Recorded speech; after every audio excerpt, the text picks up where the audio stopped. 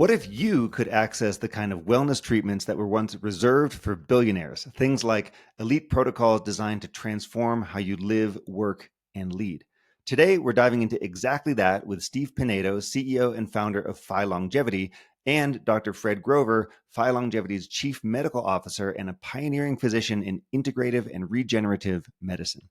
Phi Longevity is changing how we think about wellness with their foundational 5 framework, a holistic system of cutting-edge science and practical, high-impact lifestyle shifts.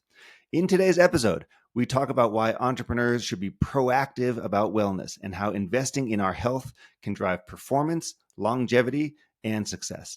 Steve and Dr. Grover break down the essentials of health, from nutrition and muscle maintenance to regenerative healing and mental resilience.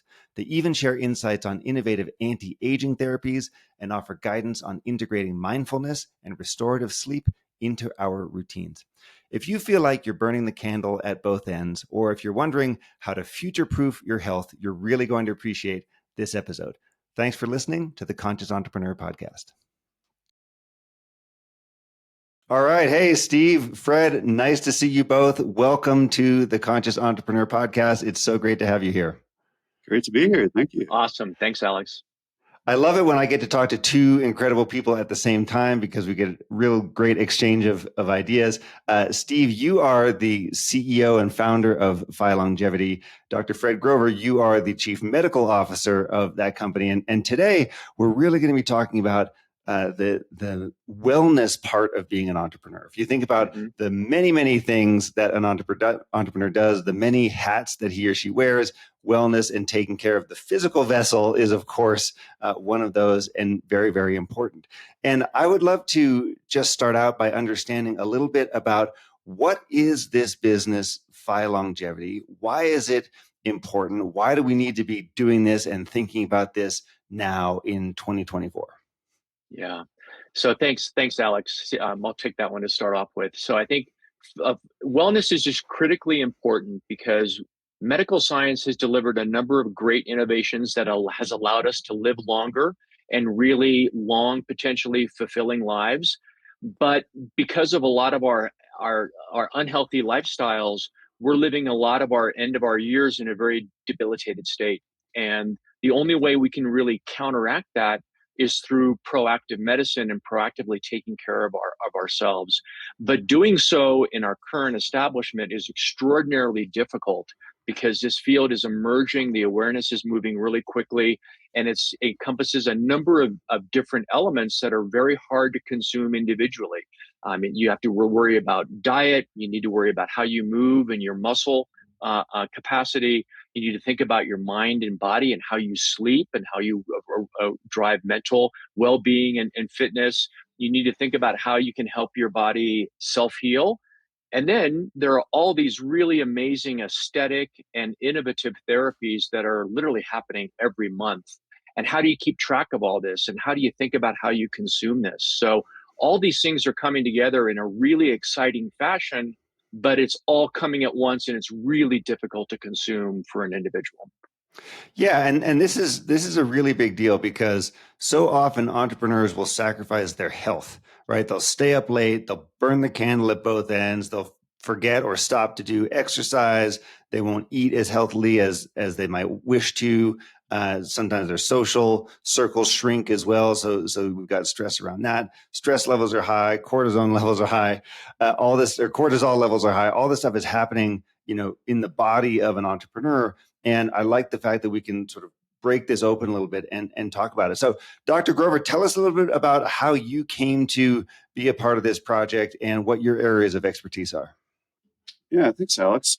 So I'm a family physician, board certified way back in the early 90s and practicing for about 30 years now. I went on to do additional training to really increase my preventative medicine knowledge base.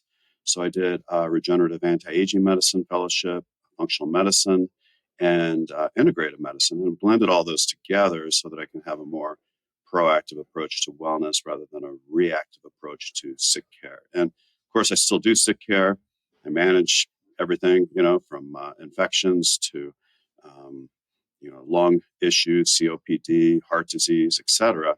But a lot of times we can prevent that if we're a little more proactive than the average physician is. I think in the allopathic traditional world, you're looking at a 10-minute visit that just doesn't provide an ample amount of time to address prevention other than say, okay, it's time for your mammo, time for your PSA, time for your colonoscopy. And that's about all they're able to tackle.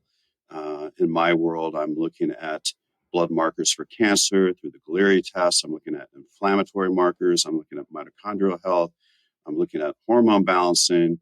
And of course, I'm looking at overall markers for mindfulness and wellness and things that will keep people in a modality of improving not only their lifespan, but their health span. So with an improved health span, cognitively, they're on their game, they're in flow with their business, they're able to be much more productive.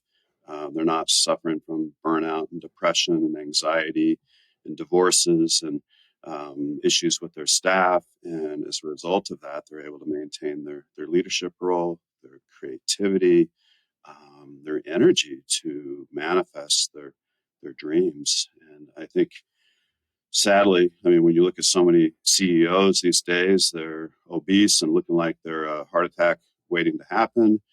They're stressing themselves out and oftentimes running into addiction disorders and again, major depression because they're not sleeping well.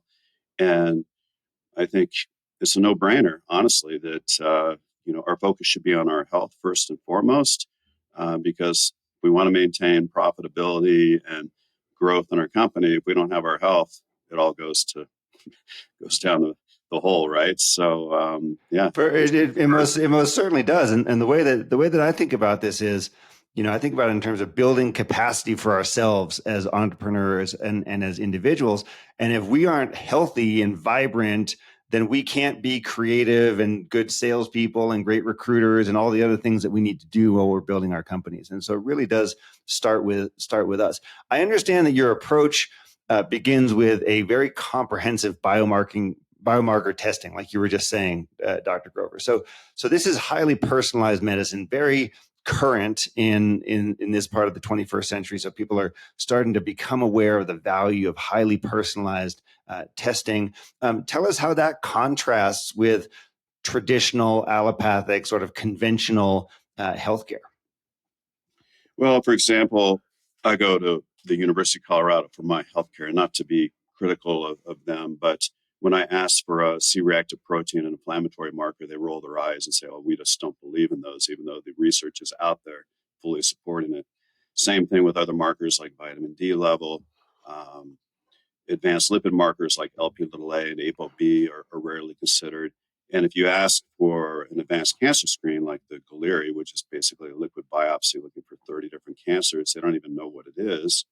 If you ask for a advanced cardiovascular screen, which could include like the Clearly scan that looks not just at the calcium score in your heart, but also for soft plaque and narrowing of the arteries, they roll their eyes and don't even know what that is. So the mainstream medicine has no clue of this advanced testing, mainly because they're on the clock and they have to see 20 patients a day. And if they do that extra work, then they're stuck working until 9 o'clock at night. They're not given administrative time for desktop medicine.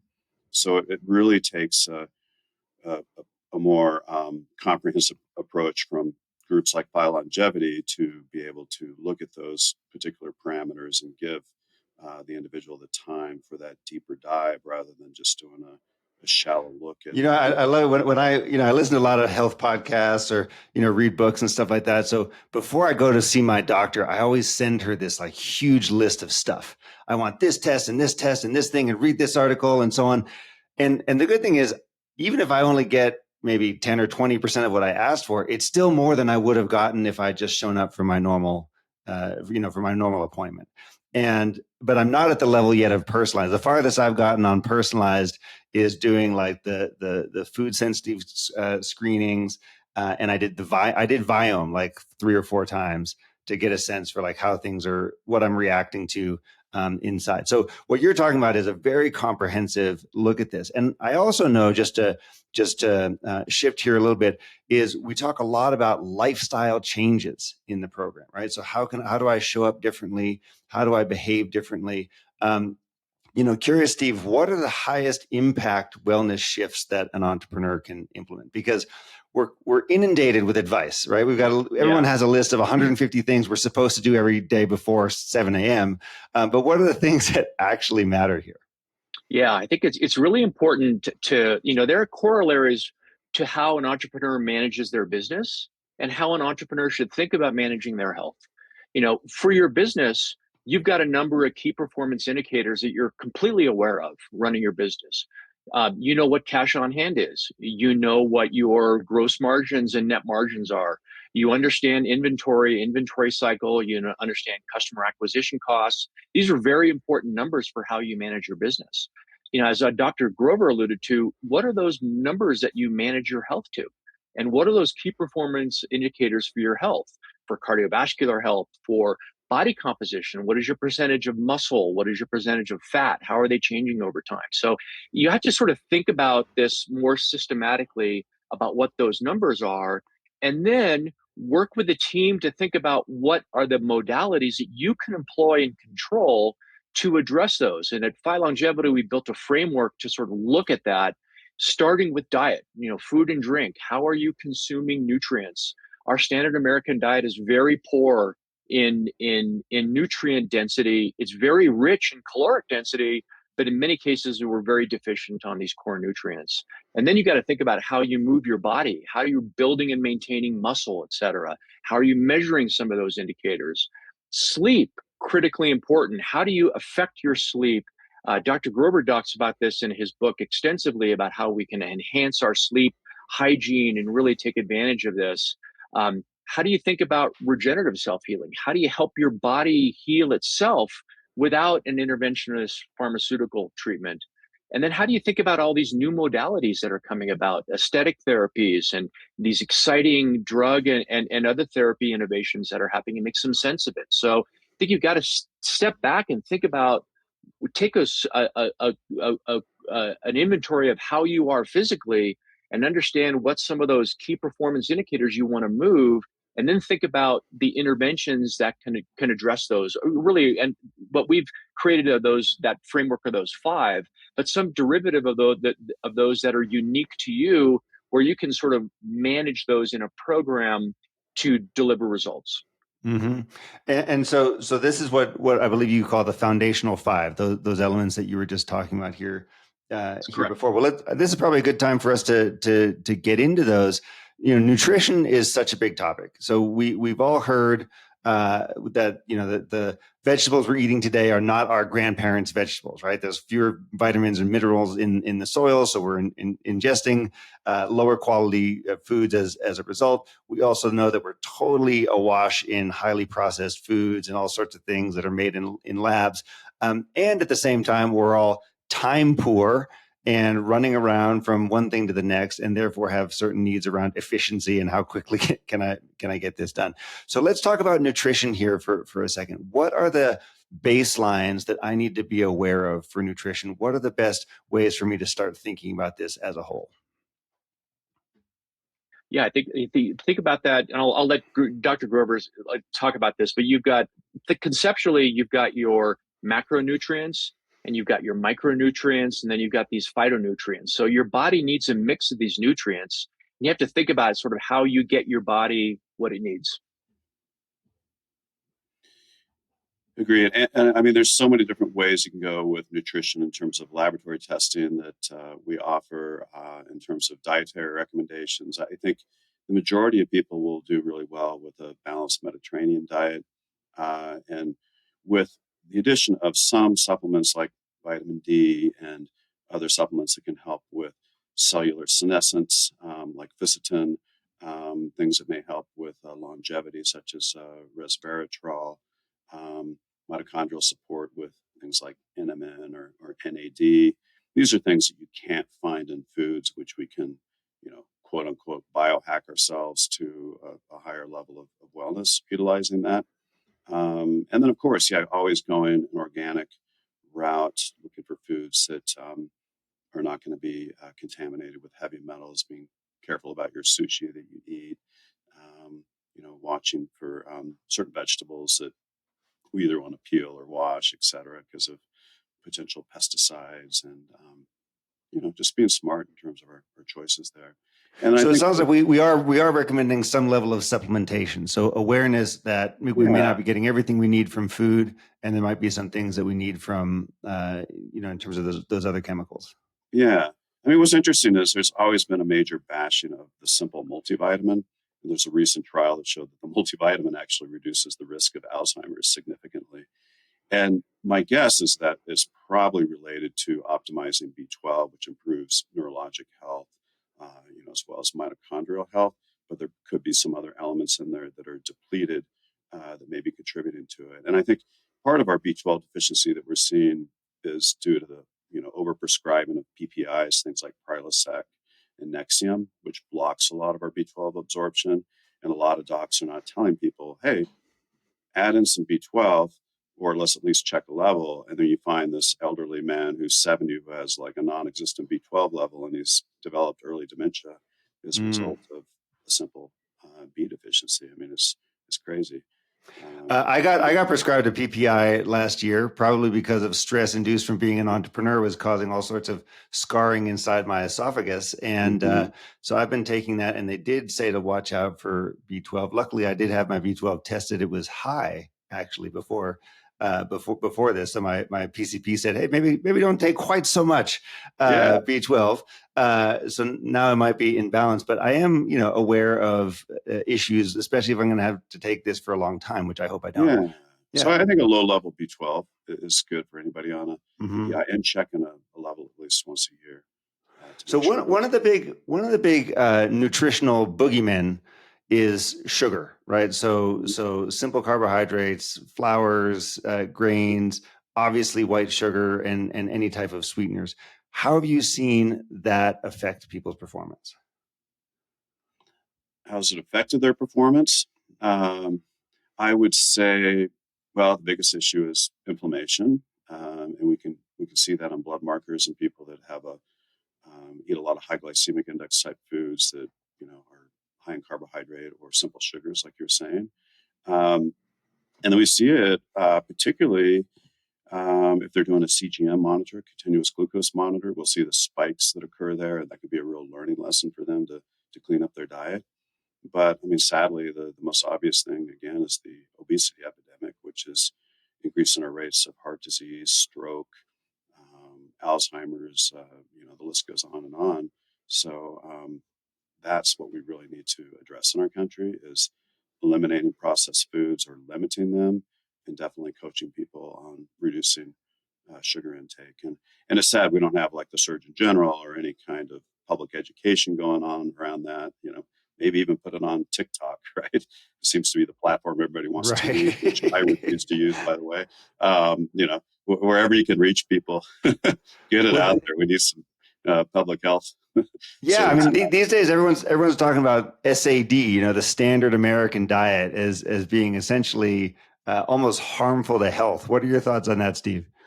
Well, I think the evidence shows that most Americans are deficient in many of these vitamins.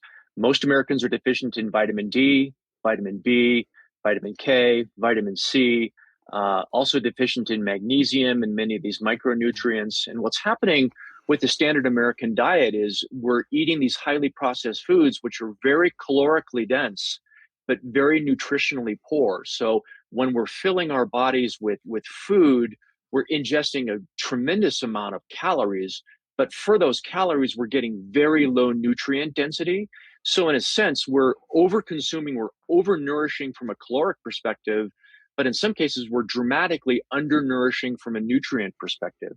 And so we're starving and we're overfed at the same time because of the nutrient poor foods that are available in our food system. You have to remember that biologically, we evolved as humans in the environment of food scarcity. So anytime our bodies want to get a hold of calories, we want to consume them and store them but to be prepared for times of need. And so we didn't evolve in an environment where there was a convenience store filled with packaged foods, refrigerator filled with food, food is available on demand. It's not how we evolved. Yeah, great points. And I think another big issue is, again, is getting back to mindfulness. And when we're under less stress, we're not eating a lot of carbohydrates, which can bump our serotonin level and kind of serve as a comfort food. So lowering stress actually reduces our caloric intake, particularly of these foods that are, high in carbohydrates and simple sugars. So. And so if I'm wanting to improve my nutrition profile, and I've got limitations on my time or what's available to me, what are the easiest things to do? Are we talking green smoothies for breakfast? Are we talking about a salad with lunch? Like, what are the handful of things that can then, Steve, to your point, help maybe reduce the number of calories or have an appropriate number of calories and increase the nutritional profile of what I'm eating? Yeah, I'd say just to focus on whole foods. Dr. Grover's told this to clients before. If your grandmother would eat it or would prepare it at home, it's probably something that we should be eating rather than something we pick up on the go at a fast food joint or get in a fast casual restaurant. Just basic whole foods that are unprocessed, that really have a strong nutritional density. And the other thing I think, and this could be a segue into movement and strength, is we got to make sure that we're getting enough protein in our diet and enough essential amino acids that allow our bodies to sort of build and maintain muscle, et cetera. Mm-hmm. Which oftentimes people are under muscled and because they're not getting that degree of protein that they need. So understanding the mix of carbohydrates, fats, and proteins that come from whole foods that can really sort of help us modify, and then working with a nutritionist or a functional medicine doctor like Dr. Grover to help think through, okay, well, how are my unique goals and the way I metabolize calories? How should I think about food in that kind of a context? Okay, cool. So within that, developing muscle. This is something that we hear a lot, especially as we age. Developing muscle, maintaining muscles is super important. And you're talking now about making sure we have the right proteins, we have the right amino acids. For us to do that, we also need to then be moving or doing whatever it is to build strength. Talk to us about the link between muscles and overall wellness and longevity. We've shown that particularly in terms of developing frailty in the elderly, that there's a major impact in those of us who are maintaining muscle mass, particularly, up to our 50s and 60s and continuing that. I think that so many of our parents, grandparents are, early in a walker or a wheelchair. And I just flew back into town a couple days ago, Denver International Airport. It's just tragic to see the number of people riding on the golf carts and wheelchairs and Mm-hmm. whatnot. And they're not very old people. A lot of them are 40s and 50s. It's just horrible. And I think so many of them are debilitated related to obesity, and they've had a stroke, or they've got severe osteoarthritis related to being 300 pounds. And we really need to wake our nation up to this importance of strength, cardio, mindfulness, diet, all these lifestyle things that have been thrown to the wayside. And, instead they're watching football Monday night, with big, bowl of Cheetos and Doritos, Right. smoking their vape and drinking beer, and, the hell with trying to do anything, healthy, like some carrot sticks and something of that sort. So yeah, it's a tragic thing to witness in our country. Yeah, Alex, I would also comment, to Dr. Grover's earlier point on the measures. We don't, with our traditional medical system, we don't measure muscle mass. And if you talk to your general practitioner and ask for a measure of muscle mass, you probably stump them. And it certainly wouldn't be part of the normal standard of care, and wouldn't be part of a normal diagnostic workup. So, but it's critically important to understand, humans, we lose between 3 and 8% of our muscle mass every decade after age 30. And this muscle loss accelerates after the age of 60. In fact, there's even a medical condition for it called sarcopenia. It's so common, and it's very debilitating. It makes it hard for us to maintain strength. It makes it hard for us to process sugar. We don't measure it. We don't really understand the importance of measuring it. I think particularly in gals, it can be unfeminine or not customary to go in the gym and build muscle, et cetera. And I think that's a miss. And the other thing, and I'd love to have Dr. Grover talk about this a little bit, is that when people take some of these GLP-1 agonists and they can lose a lot of weight by blocking the digestive tract, sometimes it can lose considerable muscle mass associated with that. And that's that can be hard to build back. And there's not a lot of expertise or awareness. If you don't measure it, you don't understand what you're losing. So it's very important to sort of have a framework for how you nourish for this, how you exercise for this, how you're coached through exercising for this, and then how you measure this over time. And that's like the Ozempic, Wegovy. That's what you're referring to there. Mm-hmm. Manjura, all those. And I think they can be used safely without losing muscle mass if you coach a patient on doing resistance work, maintaining adequate protein, and oftentimes maintaining hormone balance. And sometimes if you have a gentleman who's in his 50s or 60s and he's got a low testosterone down in the 200s, you bring it up to 800 and they're working out, they actually build muscle. But if they're still at 200, which a lot of physicians consider that to be normal, then yeah, they're going to struggle. They're going to work their ass off, and their muscle mass is going to continue to atrophy regardless of working out pretty hard. So it's really a synergy of everything from nutrition to resistance to hormone balance. And I'm definitely not against these peptides because they're really reversing a lot of diabetes and reducing the risk of stroke, heart attack, and other vascular diseases. But I think that, again, your typical allopathic physician will not pay attention to those important details and really encourage resistance work, et cetera, during the process of weight loss with a GLP-1 agonist. And so what type of recommendations do you typically make here in terms of, maybe this is simplistic, but I always think about it between as like, strength day at the gym when I'm, moving weights around or doing resistance training, and then cardio day when I'm either playing basketball or on the rowing machine, or on rare occasion I go out for a run. But I sort of think of it those two, and of course there's things like yoga. So what are the specific things that we can do to make sure we're getting all the right, we're getting a very broad approach there? I think, and Steve, you can comment on this too, but I think for people that are struggling with it, hiring a personal coach is really nice. I'm actually working at a facility that does personal coaching with electromagnetic stim. So I get this super intense workout over a short period of time. And, for me, I only have time to work out about 3 times a week, but I do it pretty intensely. And then on the weekends, I'm doing recreational things, hiking, skiing, biking, things of that sort. I love to be outdoors. I don't want to be a gym rat 24 every day of the week. But I think for me, and Steve, maybe you feel this way too, the most important thing is what feels good for the individual. I really don't want to be that prescriptive kind of physician that says this is the way and the only way. I want people to have fun and to change it up and have some CrossFit opportunities to maintain balance and agility and not just strength. So it's really about finding that combo that keeps you active, because I think everybody's going to burn out doing the same old BS workout all the time, and variety is key for me and most of my patients. Yeah, that's a great point. What we found is that it's got to be a mix. It's got to be tailored. It's got to be fun. To Dr. Grover's point, I mean, we could coach somebody through a very detailed program, but if it's not fun and enjoyable and consistent with how they want to live their lives, it's not sustainable. It's just not worth it.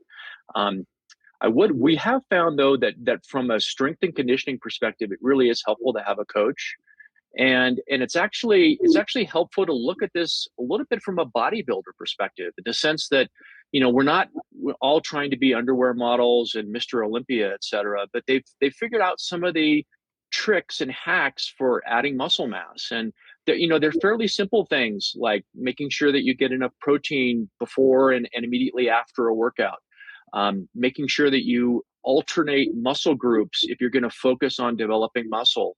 and actually go to the point of failure where you break the muscle fibers and you can accelerate the reconstitution or muscle protein synthesis to be able to rebuild and develop more muscle mass, and to do it in a controlled fashion.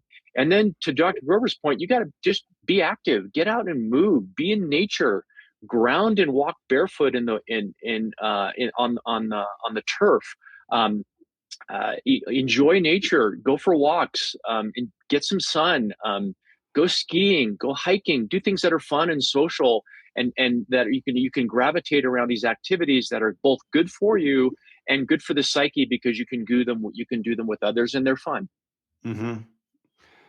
Yeah, for sure. Personally, I go to the gym all the time, and I've said before that I think one of the reasons I go to the gym all the time is I'm physically addicted to the sauna. So the sauna is what I get after the workout, and so I go and I do the workout or whatever it is, just so I can go spend 25 to 30 minutes in the sauna. Where do you guys see hot and cold exposure as being part of your plan, or is it part of your plan? Yeah, it's very valuable. Yeah, I mean, these are all hormetic stresses, and there's this concept called hormesis, which basically says that minor stresses help all the way down to the mitochondrial level to build cellular and physical resistance.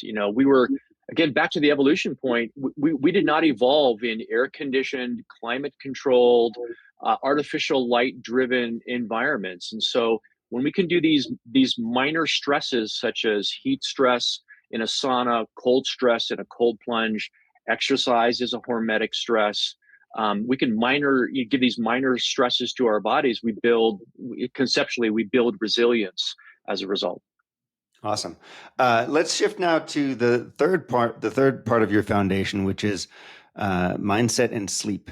And I know, Dr. Grover, this is a really important work for you. You've written this super interesting book called Spiritual Genomics, talking a lot about these sorts of ideas. But the question is, we all know we're supposed to sleep better. We all know we're supposed to be more mindful.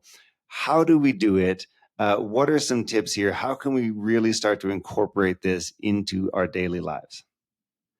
I think a lot of it is, limiting our screen time in the evening. I'm guilty of having my laptop open until 10 o'clock for a lot of nights, and I need to be better about that because it really shuts off our melatonin production. I think we need to have that period of time, for some people starting early around 8 or 9, just to relax and chill, so our stress hormones are dropping down. And for many, sometimes we need a little bit of support, and it could be by supplementing with some melatonin, 4 to 6 milligrams. It could be doing things like CBN, which is not going to make you high, but can really help you go into a deep, restful sleep. CBN Neuromagnetic. is like hemp oil, or what is it? Yeah, it's like CBD, Okay. but CBN is just a different molecular structure. As I understand it, it's more of an aged form of CBD, like a fine wine, I guess.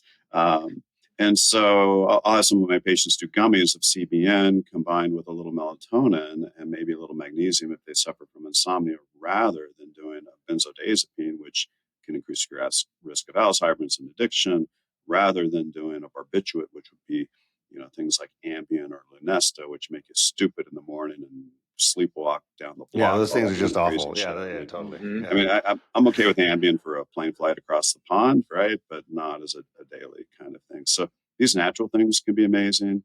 And then, of course, very importantly, if there's concerns of sleep apnea, even if a spouse or friend's like, yeah, you're snoring a little bit. I mean, I absolutely have them do at least a nocturnal pulse oximetry test. If that's abnormal and they're dropping into their 80s or 70s, then we do a more formal sleep study test. And then we get them hooked up with either a dental appliance to advance their jaw so they don't snore, or CPAP, or some patients that have even had that new device that will be like a pacemaker and kind of stimulate the posterior pharynx to move the tongue into the right position. So there's lots of different things. And sleep apnea, again, is a big problem in our country because why?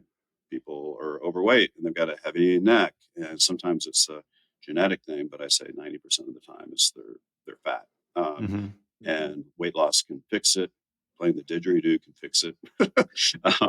But the quick, easy fix is CPAP for the short term, so they're not making their brain hypoxic and causing heart disease and kidney disease, and probably increasing the risk of early Alzheimer's as a result of the inflammation from the hypoxia as well.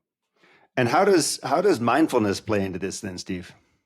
Yeah, I think it's yes, mindfulness. Yeah, yeah, I think it's it's very helpful to have, Dr. Grover talked about sort of a wind down period before bed, and sort of giving your body a sense of transition and rest. And again, going back to the ancestral view of this, humans evolved the need for sleep for a reason. And you think about this, it's counterintuitive. Why would we evolve a period where a third of our day is spent in an unconscious, completely vulnerable position? It's got some reason and some benefit, et cetera. So it's important to give that sleep it's time, and to be able to use that time for recuperative processes. There's a concept called autophagy, which is very important, and it's linked to sleep. And that's where your body goes through and removes a bunch of misfolded proteins and damaged cells, et cetera. It's a very, very important anti-aging process that happens during sleep, and it happens at night, and it happens when we're in a fasted state. So from a mindfulness perspective, the more you can understand the importance of sleep and give it the respect it deserves, and understand its context and how we evolved as humans, we give it the attention, and some of the tricks that Dr. Grover talked about to help us transition, and really understand that it's not negotiable. It's we can have a sleep deficit for a few nights, but chronically it can cause accelerated aging because of the lack of this cellular cleanup.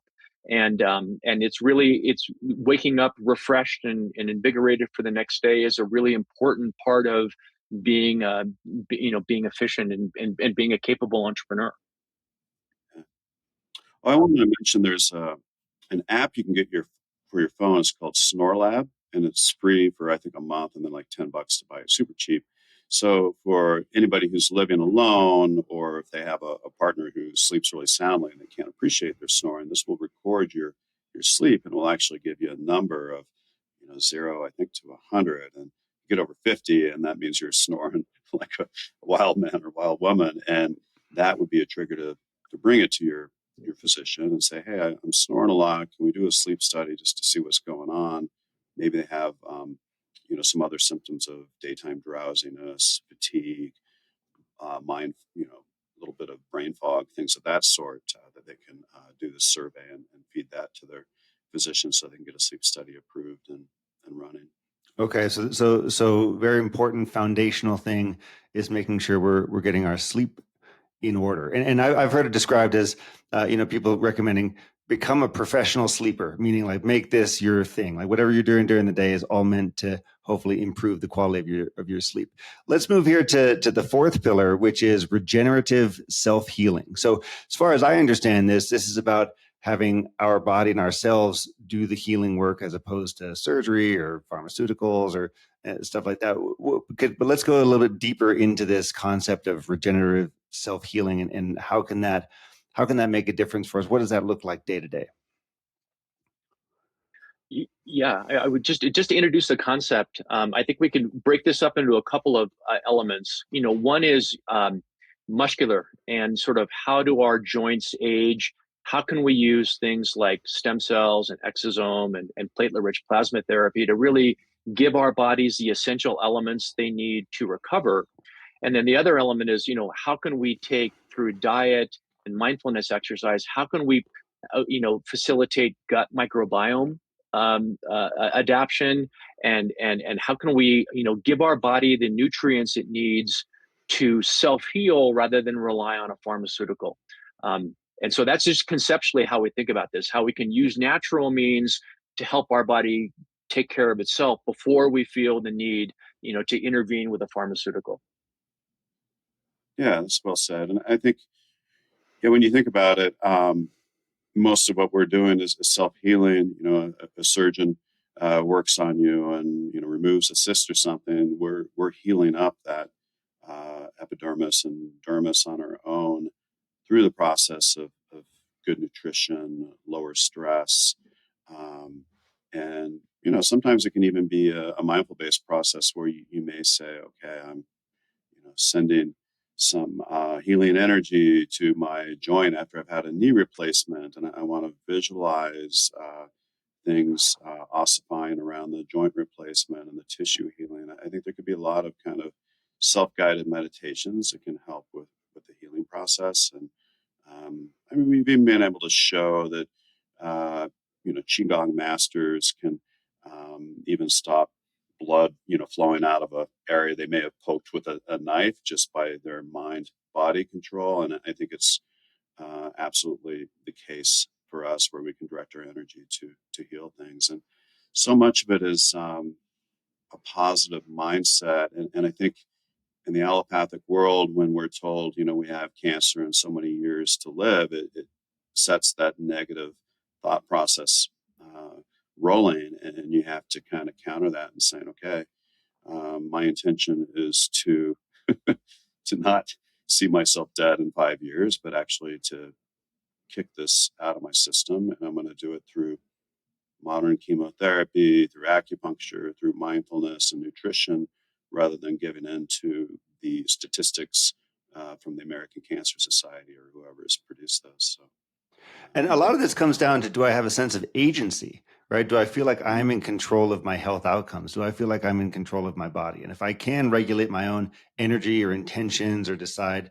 how I'm going to move energy around my body or in my mind, then I have agency. If I'm told, oh, you have such and such disease and here's what's going to happen to you, maybe I just assume that's true, right? And I just think, okay, hey, so be it. This is the path that life is going to take for me. But we're trying to interrupt some of that. And we're trying to give power back to these individuals so they can then really have control over their lifespan, right? Did I get that right? exactly, yeah. And I think so many Americans are in this whole victim mentality of, oh, this happened to me and there's nothing I can do about it. Mm-hmm. And instead of being empowered and saying, you know what, I'm going to kick some ass and I'm going to improve my health this way or that, or I'm going to kick this cancer's ass.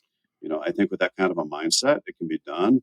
But if you go into this fearful, stressful victim mode, then you're effing yourself, and Mm-hmm. yeah, it'll probably be 3 years instead of 5 years. And yeah, so many physicians are unfortunately that way, and I guess it's great to be transparent, but they need to spin it in a way of, okay, this is what could happen. But if you set an intention for visualizing yourself clearing this cancer, resolving this health issue, then we can make it happen. And we're part of that team for you. Mm-hmm. But it's a rarity to find a doc like that. Yeah. Yeah, Alex, I think one concept here that is very important is the concept of balance. When you think about how our bodies operate, we have a circulatory system, we have an endocrine system, we have a digestive system, respiratory system. These are all independent systems, but they all operate in context. And when they're in balance, homeostasis, our body operates well and it doesn't manifest illness. And we can affect that in ways where we can give our body what it needs, whether it's using various dietary interventions or exercise, or things like stem cells or exosome therapy or platelet-rich plasma or things for the gut.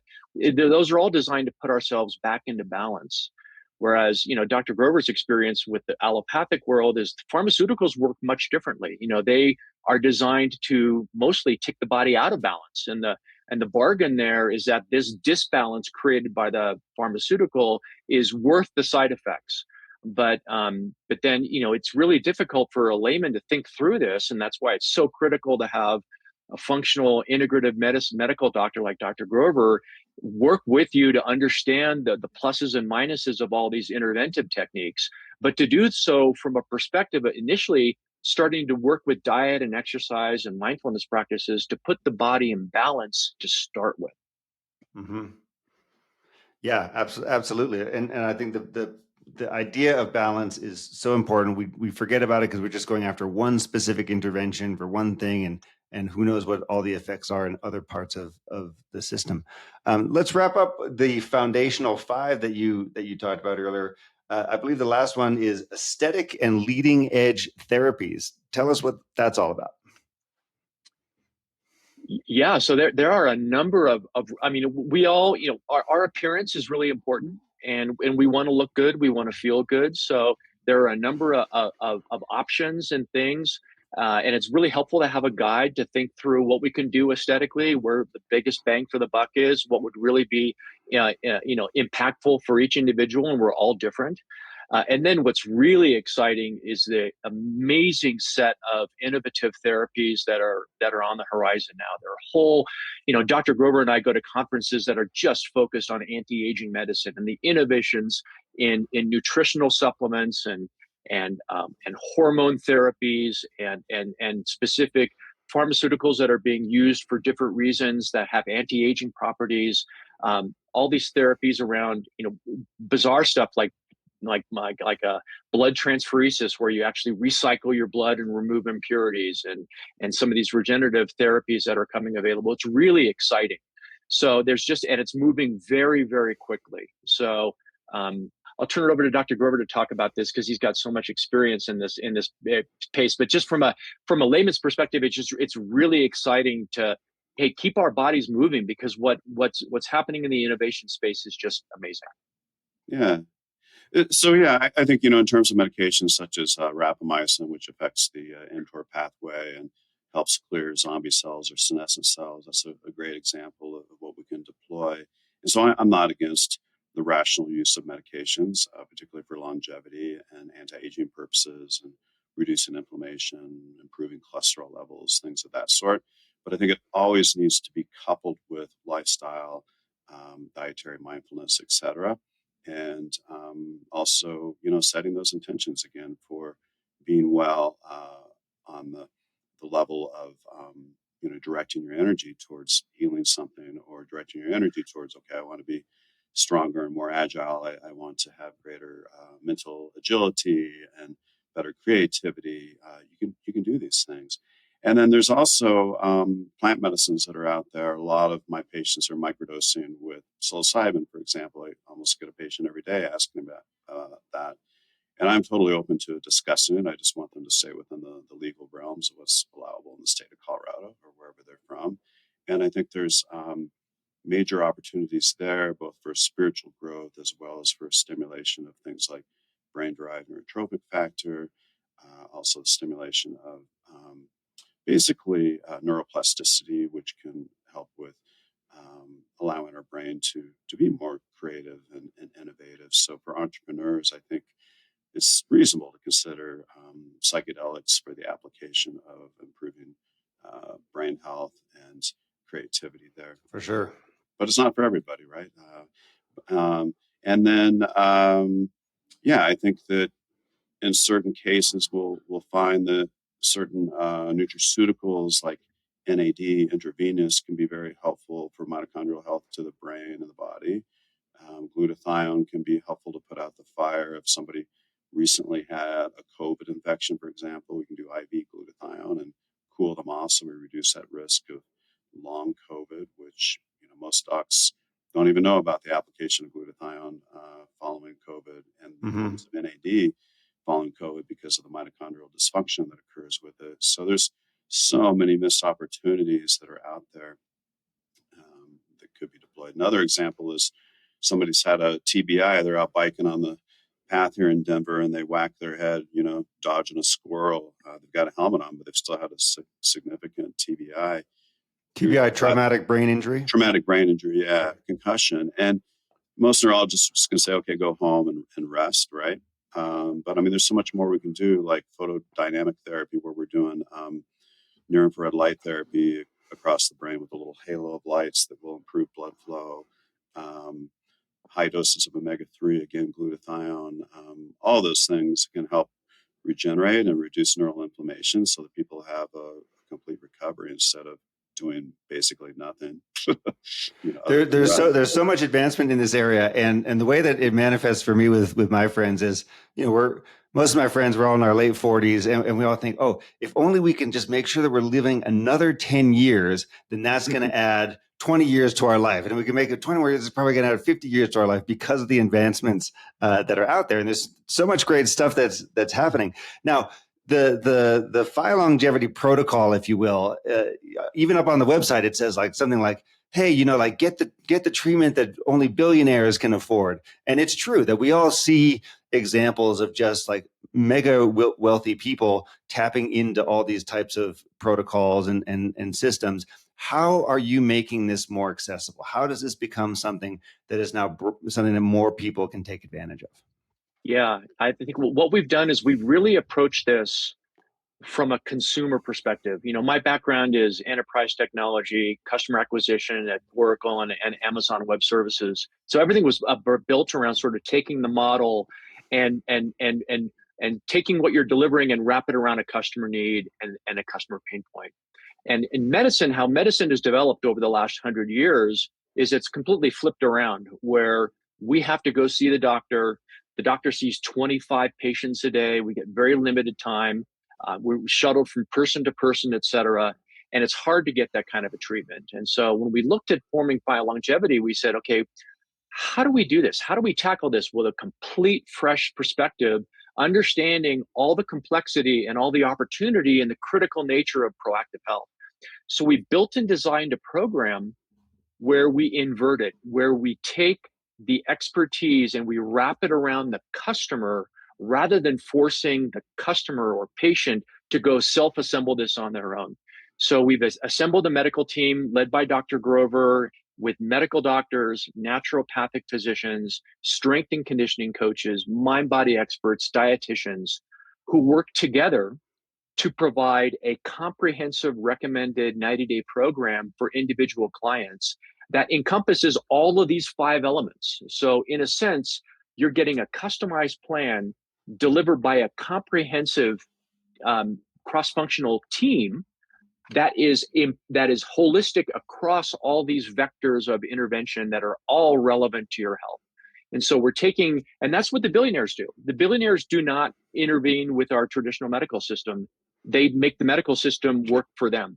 And what we've done is we've taken a miniature version of this and built Phi Longevity around this precept. And so I'm signing up for a 12-week program. I'm signing up for a year. What is my commitment like? Yeah, you sign up for a 12-week program, and we do a series of body composition and blood biomarker tests. We then work with the team to customize a protocol based on those testing results for you, based on your goals and what you want to achieve. We map out and we coach and cohort support you through a 90-day program. It's limited to only 10 clients at a time. So you're getting sort of the mini billionaire version, but it's led by doctors like Dr. Grover who have all this experience, but it's a team supporting them. So it's a whole team led by these really high caliber functional medicine doctors to help you achieve and take advantage of all these amazing therapies. This is so cool. I really love this area. I think there's so much happening for us to tap into. And as entrepreneurs, we neglect our bodies at our own peril, right? If we think that we can just keep going on poor nutrition, no sleep, and no exercise, and it's not going to catch up with us, we are wrong about that. And so what's great about learning from you two is we're understanding there's a number of things that we can do that are frankly fairly simple. We just have to be conscious and aware and proactive about doing them, not wait for the bad stuff to happen to us if we stay in reactive mode. And I think, Phi Longevity is a really cool example of how we're starting to push boundaries out here that can help entrepreneurs to thrive physically, mentally, spiritually as they're building their business. So, hey, Steve Pinedo, Dr. Fred Grover, thank you both so much for joining us here today. This is a fascinating conversation. Thank you, Alex. Thanks. My pleasure, Alex. Yeah.